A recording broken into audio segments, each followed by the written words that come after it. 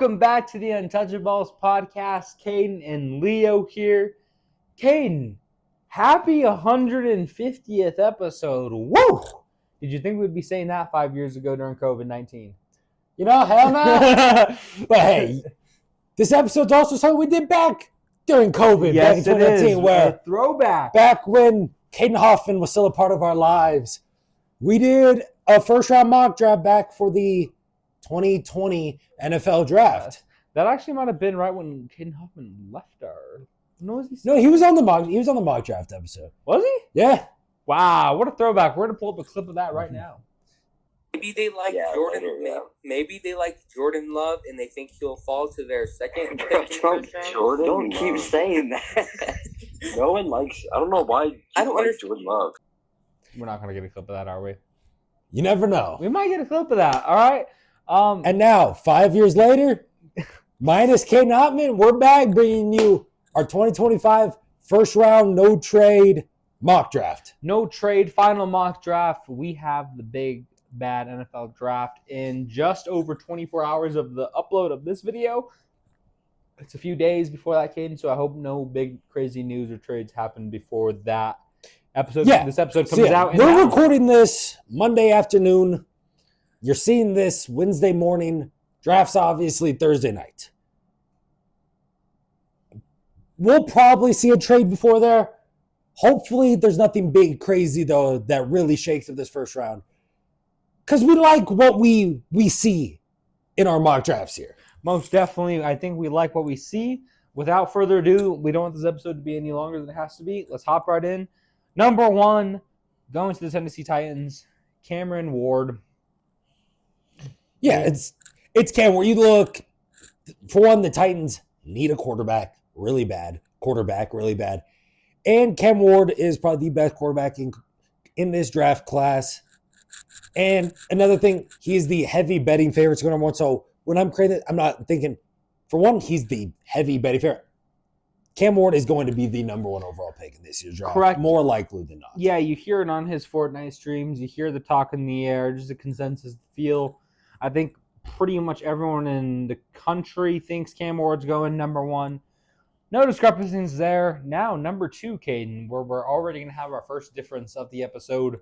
I have Shedeur Sanders going to the Cleveland Browns. I think he's a franchise-changing quarterback.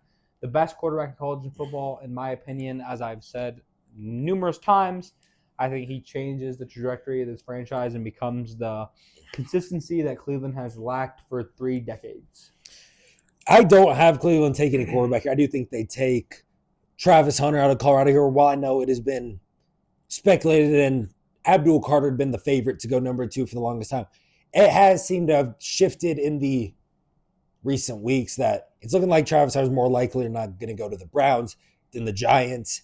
And I do see that happening where this can really help change. I mean, I know the Browns do need a quarterback, and someone like Shedeur Sanders could be good for them, but I do think they go best player available here at 2 and take probably the best player in the entire draft class in Travis Hunter. I get number 3. Number 3 is now where the Giants. Now, this could be where you could see Shedeur Sanders go, but it's also interesting because the Giants already do have Russell Wilson and Jameis Winston already on their roster, as well as Tommy DeVito. So I do have the Giants going with Abdul Carter, edge out of Penn State, who is the best edge rusher in this year's draft because he's going to be able to dominate a game, kind of wreck a game from that DM position. I think the Giants will take that to help bolster up their defense because of already how crowded that quarterback room is. Yeah, most definitely, Caden. And I don't even have the top 2 quarterbacks on the board for the Giants to even consider that. So then it becomes a no-brainer. Travis Hunter, best player in college football, Heisman Trophy winner. I think he goes to the Big Apple where he will shine in the limelight. And as for Abdul Carter, Caden, maybe for your benefit, I see him dropping down to number 4. Dropping down, I mean, he moves 2 slots to the New England Patriots, where I'm sure he'll be welcomed in loving arms by the fans.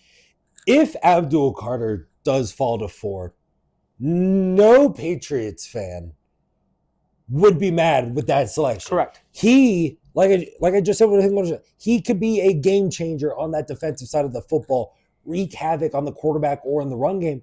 That, yeah, he's a the best edge rusher by far in this draft class, in my eyes.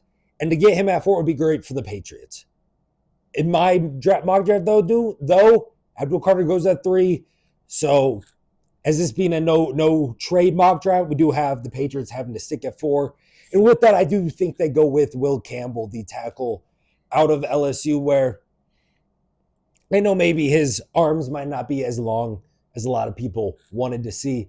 He's still Boo-hoo. one of the best blocking tackles, whether it be in the pass game or in the run game in all of college football. Just an all-around type of talent that you can stick there and hopefully be that franchise blindside blocker to help keep Drake May safe. Yeah, moving down to number 5, Caden, where I think we both agree Mason Graham, the nasty physical defensive tackle from the Michigan Wolverines, falls right into the Jaguars' laps, and I think he's a perfect fit. Match made in heaven right there in Jacksonville. Yeah, exactly. I think this is exactly what's going to happen here. Mason Graham's going to be there at 5, and that's who Jackson's looking for. That is who they want. They want Mason Graham to be able to get there, be their D tackle of the future, be able to stuff the run, be able to get in there, wreak havoc on the center, put pressure on the quarterback. And that's what he's going to be able to do and produce at the NFL level. Yeah, like you said, I think this is a great fit here for the Jaguars and Mason Graham to really help build up that defense in Jacksonville. Yep, and then again, now at number 6, we agree once more. I think the Las Vegas Raiders make a reach, in my opinion, with the 6th pick drafting Boise State's Ashton Jeanty before any other team has a chance to get their paws on him. Yeah, I also do think we will see Ashton Jeanty go at 6 to the Las Vegas Raiders. If this would have been before the Geno Smith trade, I think this is where I would have had Shedeur Sanders going. But now you already have Geno Smith. You're locked up there. You need other playmakers around him in this offense besides just Brock Bowers and Jacoby Myers. Correct. So, and what have we seen in past Pete Carroll iterations of being good at football? They've had dominant running backs, whether it be Sean Alexander or Marshawn Lynch with Seattle. Now you're coming in here. If he's able to bring in an Ashton Jeanty to a team that was worst in the NFL in rushing last year, really bolster that run game, help try to blossom that offense, I think that's exactly what they're going to do there. And I think it would be a very good fit for Jeanty with them. Yes. Now at number 7, though, with the Jets, they're a weird team as Justin Fields is now their quarterback for the next couple of years. They had a couple options. You could see them maybe go a playmaker in the receiving game here, give Fields someone to throw too deep. But I do have them trying to bolster up that O-line, as we saw with Aaron Rodgers at the helm last year. I know he's a lot less mobile than Justin Fields, but so that O-line was not giving him any help at all. They need someone to help protect that line that I do think the Jets will take Missouri tackle Armand Membo to be that left tackle of the future there, where his tape is excellent. What we saw at the Combine was the best testing tackle out of any player there with the size, with the I think he's going to be a top 10 pick, and I think it will go to the Jets here at 7. Yeah, Caden, I'm with you in the fact that I think the Jets need to go O-line, and I think they do in this draft. However, Will Campbell, of course, is still available on my board, Caden, and to me, that's a no-brainer if you're the Jets. Get Will Campbell, best offensive lineman available in this draft. He's the cream of the crop. He's been doing it dynamically for so many years. Great, solid, fundamental player. I'm a personal big fan of his and his game, and I think he fits well in New York. For sure. Now we get to our number 8 pick, which is the Carolina Panthers. And a team, I don't think they touch quarterback, especially early in this draft. And I do think they go try to help improve this defense. That definitely does need some improvement.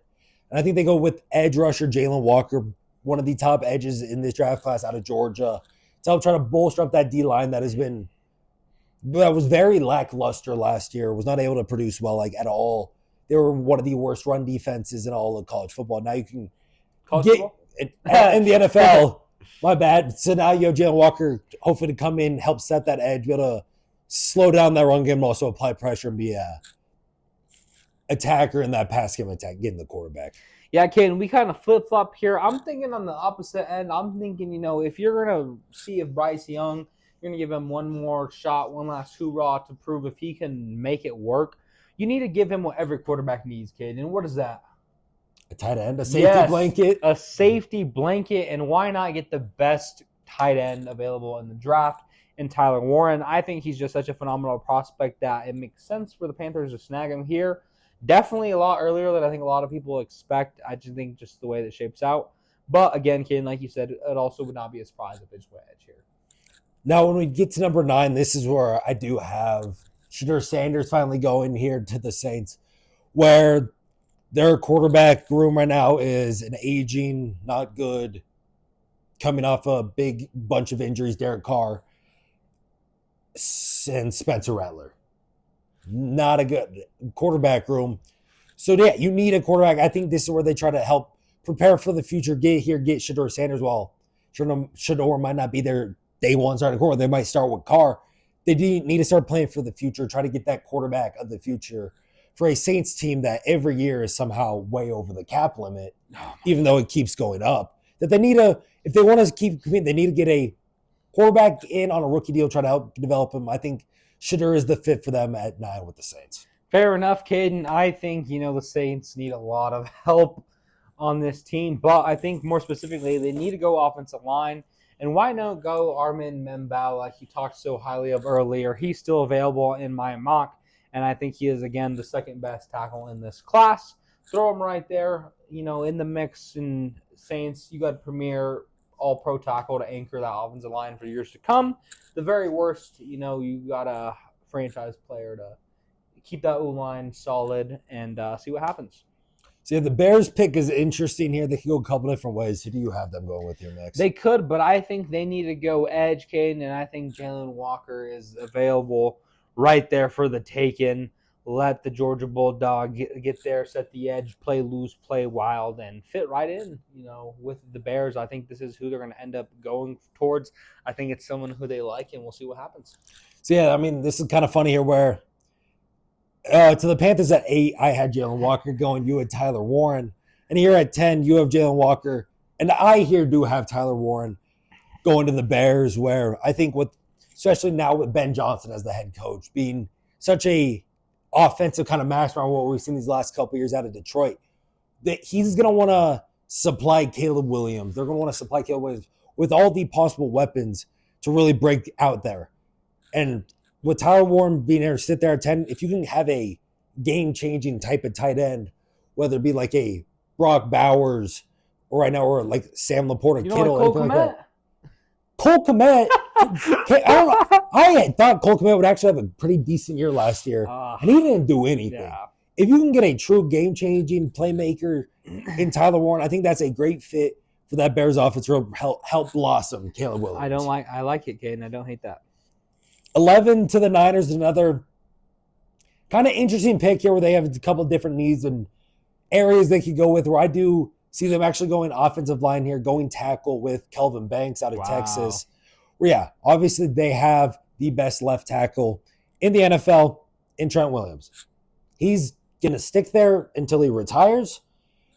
Even still, Kelvin Banks, while he's left tackle, he's shown that he could slide to right side. You can move it. He's going to be a better day one starting right tackle than what the Niners have now. Not only that, he's going to be able to learn under someone like Trent Williams, who is the best left tackle in the league, trying to really help build up his skills. And then when you look at what he did at Texas, being like the best left tackle in college football last year for the most part, only allowing, I think it was 4 pressures the entire season.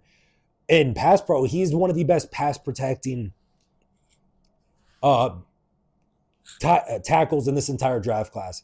And I think the Niners are not going to let him go by at 11.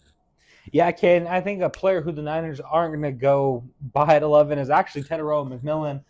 I think, Kyle Shanahan's going to fall in love with him. You're losing Debo. You've lost so many pieces. You need a consistent passing game, Ken. You need better weapons. And I think a lot of 49ers fans could agree with that. You have Ayuk, but who else is going to come out there with him? Be consistent. I think Teterow McMillan could do a lot of different things in that Kyle Shanahan offense. He's a player he's going to like and maybe can develop, and I think, he's going to be the first wide receiver taken here at number 11. Yeah, I love Teterow McMillan, that I have him as the top receiver in this draft class. I do also have him as the top receiver taken in this draft class, as I have him go to the Cowboys at 12, where they do need help in their wide receiver room bad, where it's CeeDee Lamb and Ghosts. no one else. So if you can pair CeeDee Lamb up with a 6'4", 220 wide receiver and a Tedroy McMillan, I think that could be a very good kind of insane duo right there. That could really, I mean, I know the Cowboy, I mean, it's Dak Prescott, so who knows exactly how good the offense is going to be. But if you could pair those two up on the same field, it's going to really help improve even a poor Dak Prescott day. I completely agree with you, Kate. I think the Cowboys need a wide receiver, and I think that's why with Tedrow McMillan off the board, Jerry Jones is going to fall in love with Matthew Golden in his own state. That's a Texas guy. I think he's going to have a lot of eyes on him. He's going to like the explosion, the speed. Jerry Jones likes flashy, big attention-drawing players. To me, that's just Matthew Golden in a nutshell. I think he is a Dallas Cowboy fit, and I think he's going to be, a weapon for the star, whether or not they have a quarterback that's going to give them all. That's a different question, but I think that's where he goes. Now at 13, the Dolphins. This, I don't know what the Dolphins are going to do here, though. I do think because I have them going corner Will Johnson out of Michigan here at 13, as they need someone to help bolster out that secondary, really lock down that corner position, as Jalen Ramsey isn't the same as he once was, and there's been rumors that they've been shopping him throughout this offseason. That if you can get someone like Will Johnson at 13, someone 6'2", 200, obviously coming off an injury-riddled season, but when healthy, showing that he could be one of, if not the best corners in college football, I think that would be a great fit for them and the Dolphins there at 13. Yeah, this Dolphins team is beat up and needs help in a few places, Caden.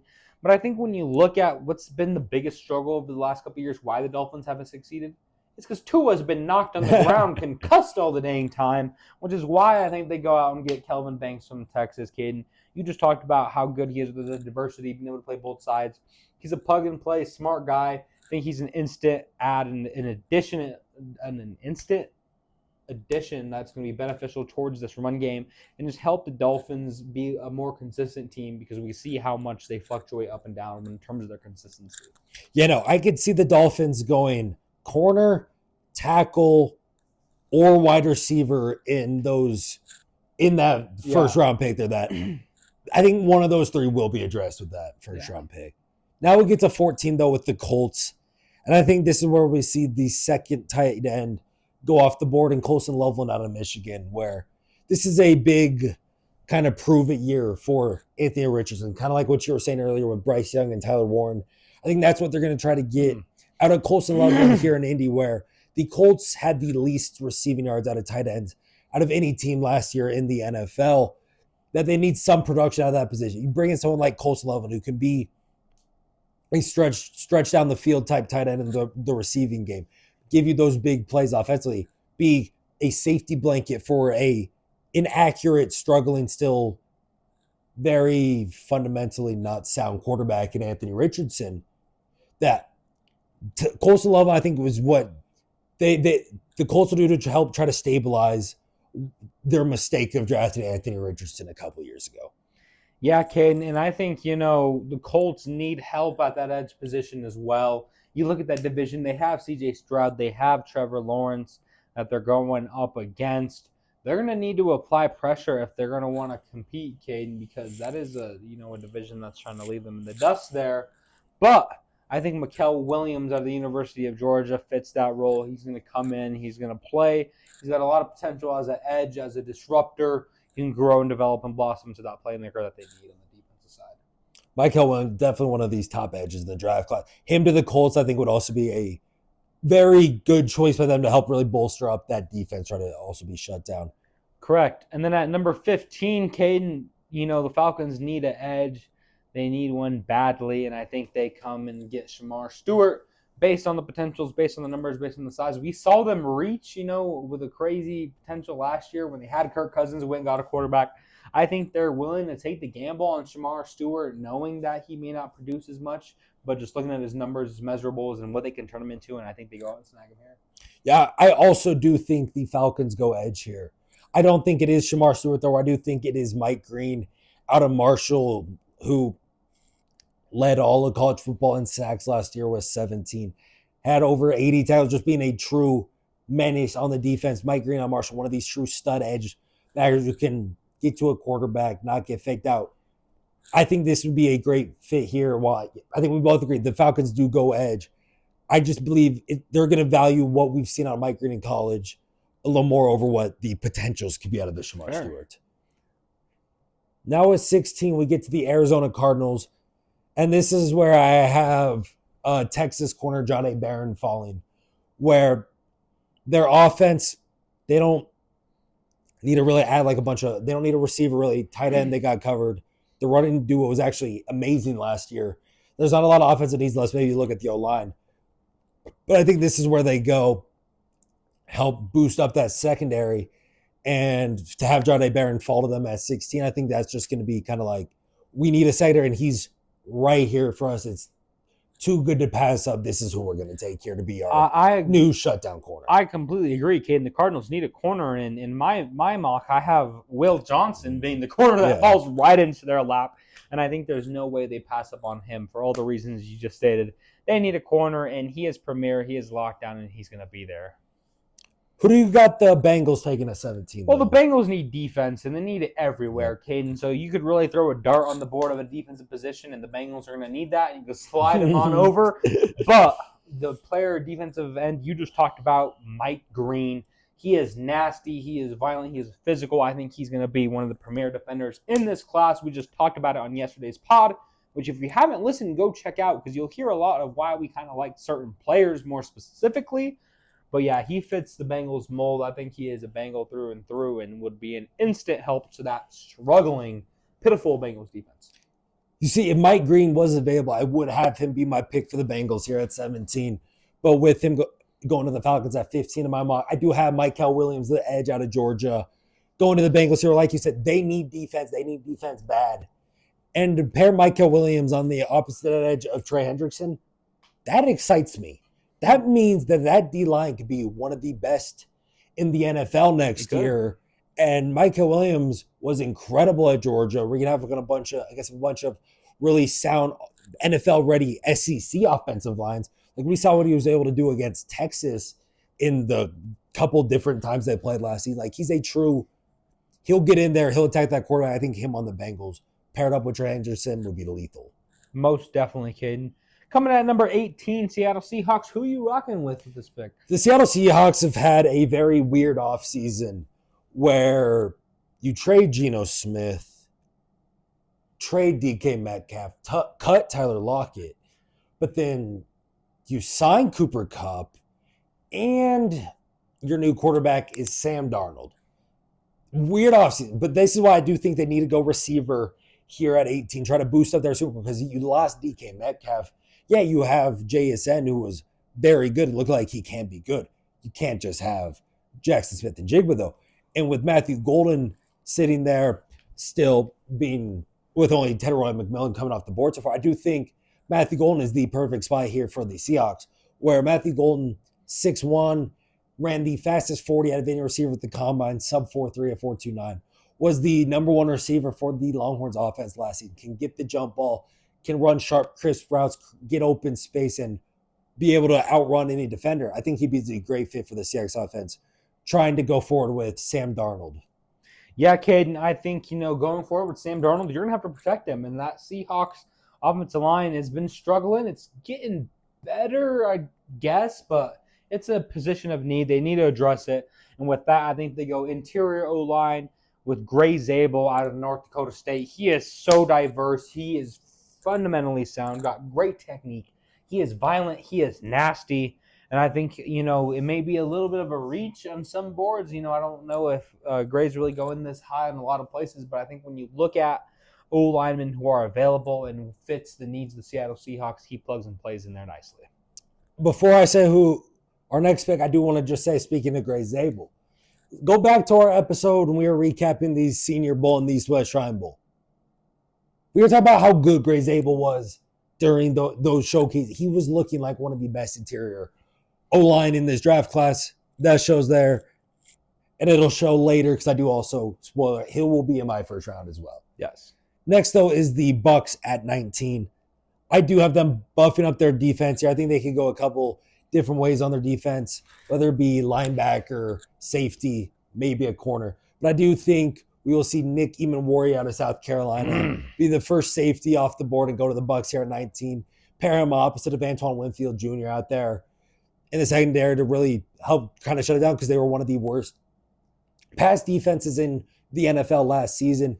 Get someone like Nick Emori, who was amazing for South Carolina. You could see it with the numbers, but then also what he was able to do at the combine, running a sub 4.40 at 6'3", a 40-inch vert, and a 11.6 broad jump. Like all that athleticism paired with all the stats, I think this would be a great fit for a kind of athletic freak safety and Nick Emori to pair up with the Bucs. Yeah, Ken, I think the Bucs need to go defense. I'm with you on that one.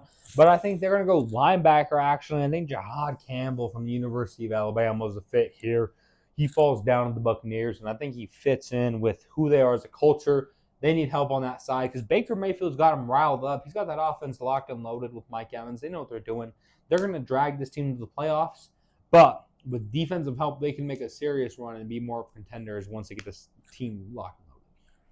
Okay, now we get to number 20, your Denver Broncos. I'm going to let you lead this off. Who do you have them taking in the first round? We do, Caden, and I just don't want the Broncos to take a running back in round one with how much depth there are. With that being said, I see Emeka Egbuka still on the board, and I think this is a perfect fit for the Denver Broncos. Sean Payton's getting his guy. We need another weapon for Bo Nix. I'm not part of the Broncos organization, but the Broncos need another weapon for Bo Nix. I think he fits nicely across from Courtland Sutton. You're boosting that offensive receiving core that was just pitiful last year, and I think it's a win-win for the Broncos. Yeah, I also agree. I'm not even a Broncos fan, but I agree they should not take a running back in the first round. You guys have heard from what me and Max have said throughout all these episodes. We are so very high on this running back class that it's not really worth it to take one here at 20. But I do think that is what the Broncos will do. I also do think they will take the best available running back, though, at this spot, which will be Omarion Hampton out of North Carolina. A true two-way running back where he's great in that rush attack. He's also great in the receiving game, something that this Broncos offense desperately needs as they've had no production out of their running back room for the last couple of seasons now. Yeah, you're not wrong there, Caden. If it did have to be anyone, I think it would be Omarion Hampton, who I'm also very high on. I like him a lot as a prospect. I just think that this class is so deep that we can get another running back later. But moving on to a team in a position of need that's not very deep, and that's the Pittsburgh Steelers at number 21. Yeah, the Pittsburgh Steelers, they are in desperate need for a quarterback. As of right now, their starting quarterback is Mason Rudolph. So not a starting quarterback is on the roster. So they do new quarterback. But this draft class is not very good on the quarterback side. So are the Steelers going to be reaching for a quarterback in the first round? I think they do. They cannot afford to wait on the decision of Aaron Rodgers. What is he going to do? So they're going to need to try to prepare for the future, get them a quarterback, and that'll be Jackson Dart out of Ole Miss here at 21, where he was the first-team All-SEC quarterback last year. Has some size, a 6'4", about 215, 220. Just a little raw, has some developing to do. But I do think this is what the Steelers do here because they need a quarterback really bad, and you just can't hold out for Aaron Rodgers, who's 41 years old. Caden, I agree with you completely. You have to take the risk. There is no chance you can go into next season with Mason Rudolph being your starting quarterback and thinking you're going to have a chance to contend for anything other than the number one overall pick in the draft. I think you got to take the risk on Jackson Dart, see what happens, see if he can play. If you get Aaron Rodgers, you can sit for a year. If not, throw him into the fire, and worst case scenario, you're back in with a top pick next year looking for another quarterback. Exactly. Now we get to another AFC West team in the Los Angeles Chargers, and I do think they go playmaker here. We'll see them try to help out Justin Herbert and that offense, and in doing so, going Emeka Egbuka out of Ohio State to really bolster up that wide receiver core. That all they have right now is Ladd McConkey and maybe a game or two out of the season of Quentin Johnson actually catching the football. But other than that, they don't have any playmakers on the offense. So I do think with Emeka Egbuka sitting here at 22, this is where the Chargers will go try to attack, really improve that offense to give them a lethal duo for Justin Herbert to attack down the field. Yeah, I agree. They need a weapon. They need help on the offensive end. And I see Colston Loveland still available at the tight end. Jim Harbaugh coached him at the University of Michigan 2 years ago, kid. And we know that. There's a connection. There's that love there. There's the trust. He's going to be able to come in and plug and play in this offense, learn the system, learn the scheme, fit in and do everything Jim Harbaugh wants him to do. And not only that, be an elite pass-catching weapon for Justin Herbert. And I hate to say that. I really hope this doesn't happen, but I think, it'll be a nice fit for either of these players in the Chargers. And now we get to the 23rd overall pick with the Green Bay Packers, the host city of this year's draft. And this is a team that I do think will be attacking the defensive side of the ball here in the first round. And in doing so, I believe they'll take edge rusher out of Texas A&M, Shamar Stewart, a player who is kind of built like Anthony Richardson coming in the draft. Not a lot of production on the field. Still a little raw as a prospect. But the potential, the athleticism of a Shamar Stewart is insane. One of these top tier. And while the production might not be there, he has one of the, if not the highest possible ceilings out of any edge rusher in this class. It's just the exact opposite for his floor, because we haven't seen a lot out of him production-wise for Texas A&M, that he could not be that good in the NFL, or he could be year in, year out all-pro edge rusher. That I think that it's the Packers are fine taking that risk here at 23 with Shamar Stewart. Yeah, I agree with the fact that the Packers need help on their defensive end, Caden. But what I see DJ Moore, Justin Jefferson, and Amon-Ra St. Brown in that division.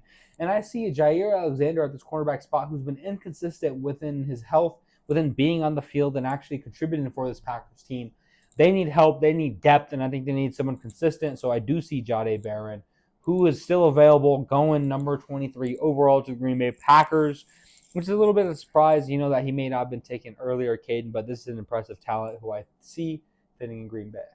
What about their division opponent and rival in the Minnesota Vikings at 24? Yeah, with the Minnesota Vikings, Caden, I see Malachi Starks being the fit for, them at the safety position. They need help on that back end. They need help in that secondary. And although, there are a couple areas I think they could go realistically, offensive line being one of those areas to help out Sam Darnold. I think when you look at the rest of the targets in that, division as well, need help on the back end, and that is by far a position of need. You go for Malachi Starks, versatile, well-rounded safety, one of the top two in this class, and I just think for whatever reason the Vikings have him as their fit, and he's going to go off the board there. Yeah, I kind of like you mentioned, another possible fit you could see for the Vikings would be offensive line. I do see them taking offensive line here. I see them going with FCS, North Dakota State interior offensive lineman Gray Zabel, player you had taken a couple picks earlier, where I think he could be a good fit for this Vikings O-line that lost a couple players this offseason, helped boost it up for basically a rookie quarterback in J.J. McCarthy, coming off a torn meniscus he suffered last preseason. So you want to make sure you are protecting what could possibly be your future franchise quarterback. Most definitely, Caden. Now when you look at the Houston Texans, a team that also could use some help within the offensive line. We saw C.J. Stroud get battered last year. But when I think you look at spots, a position of need, places you can get better on that defensive end, and the defensive-minded coach with D'Amico Ryans, I see Nick Manwari here, Caden, who we both like a lot as a safety prospect, still available. I think it's a no-brainer. I think D'Amico Ryans is going to fall in love with him as a player, and he fits that scheme, that defense perfectly. I think he's an embodiment of that Houston Texans team and where they want to head as a franchise in their trajectory as a team, and he is a great fit for them. Yeah, I think Nick Manwari would be an insane fit in this Texans defense. I just have him going earlier in this draft to the Bucs, but Nick Manwari is a player. Like Mike said, we are both extremely high on this year. Definitely think, at least in my eyes, he's going to be a perennial all-pro type of safety for the future, being just a freak on the defensive side of the ball. For the Texans, though, I'd have them attacking the offensive line just like the Vikings did, also going interior offensive line with Donovan Jackson out of Ohio State. One of those guards there for your national championship winning Ohio State Buckeyes team. Yeah. So to lock down that offensive line. And you look at this Texas team, they need to be able to keep protecting C.J. Stroud. They lost some key pieces on that line this offseason, that getting someone like a Donovan Jackson to slide in there and to tackle could be huge for keeping C.J. Stroud safe, healthy, and giving yourself the best chance to win if you want to stay atop that AFC South. When we get to 26 now with the LA Rams, this is where I do have Malachi Starks going. You just had going like 2 picks before. Where, this is, I think, a good fit with him and the Rams here, where the Rams need some help in that secondary, stopping the pass attack. So, like, Malachi Starks can come in and do a great job for that. Malachi Starks is definitely the second best safety in this class. Most classes, or even to some other people, he's the top safety in the class. We're just very high on Nick Manwari. Malachi Starks is a very top-tier defensive talent in this draft class. And for the Rams to be able to get him here at 26, I think would be a great fit for them there. Yeah, Ken, when I'm looking at the Rams, I look at their ideology, and what is that? It's an offense that attacks, that puts points on the board, that spreads the field. And when you look at the loss of Cooper Kupp, I think they need someone in that room with Puka Nacua to pair to keep it going, keep it consistent. And I see Luther Burden and Sean McVay pairing perfectly. I think Luther Burden going here would be the best case scenario for him, for his development and career path. As he kind of struggled this past senior year. They got a little bit of concerns and some questions on him. Still, I think he fits here with the Los Angeles Rams and has the best chance to propel his career here. Yeah, Luther Burden in this offense, I think, could be nasty, pairing him up with Puka Nacua, with Stafford at quarterback. It seems like there's been a couple different times out where if a team has a couple different needs, we're opposite on which side of the ball they're going. Most definitely. You're going offense and I'm going defense, or I'm going defense, you're going offense. We've seen it with just these last 2 picks and earlier as well.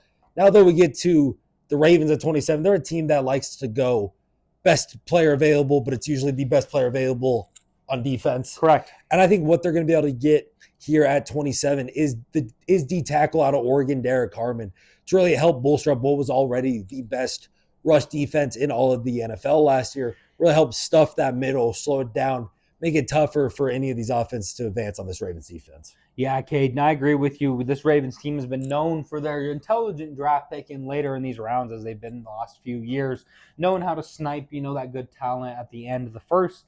But I see James Pierce Jr. still on my board as edge on that defensive line, and I think he's the fit that they're going to need. Regardless, 2 defensive linemen, I think that's where they may end up going, BPA, based on the way the board's fallen. But I think he'll be a nasty end to go on that and really help their pass rush, that run game, like you said, out of force, get after these quarterbacks in the AFC to help them be a contender and get over the hump, because, as we know, there are still a couple teams who have been more consistent with them. Yeah, this now, the pick of Derek Harmon there now sets off kind of a 3-pick stretch of all defensive linemen that I think will go in this first round, where I think now at 28 with the Detroit Lions, they'll bring in Boston College edge Donovan Ezerico to be opposite of Aiden Hutchinson on that defensive line. Ezerico last year for Boston College was second in all of FBS with 16.5 sacks, also had 80 total tackles, put up a Mike Green type season, but against an SEC opponent, I think he could be a huge piece, a game wrecker for this Lions D-line, and pair perfectly with Aiden Hutchinson. Those two could be a 20-plus sack a year duo. Yeah, I agree. I also have Donovan here going to pair up with Hutch over there in Detroit. Like you said, Caden, need help on that back end. Defense is what cost them in those playoffs towards the end of the season. They were lighting up the scoreboard like no other, but gave up everything like no other.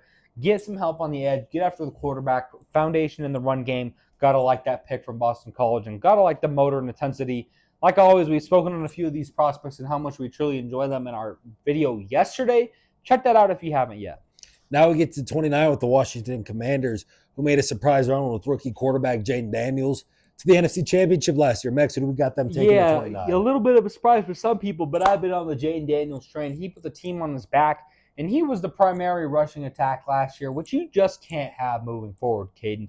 I think the Commanders need to take a page out of the Eagles' book and look at what was their recipe to success. Running the ball, specifically with Saquon Barkley. Well, go out and get you Amarion Hampton from the University of North Carolina, who can come in, fill that role as your all-purpose back, be the bell cow, take some pressure off Jaden Daniels, have an established running game. This team is going to be ferocious, hungry, ready to eat, and rock and roll, Caden. I like it. Yeah, if the Broncos are smart and don't take Amarion Hampton at 20, steer away from running back, go wide receiver. I think Amarion Hampton in Washington could be the perfect fit for those two, really helping to expand that Commanders offense that isn't just Jaden Daniels running the football.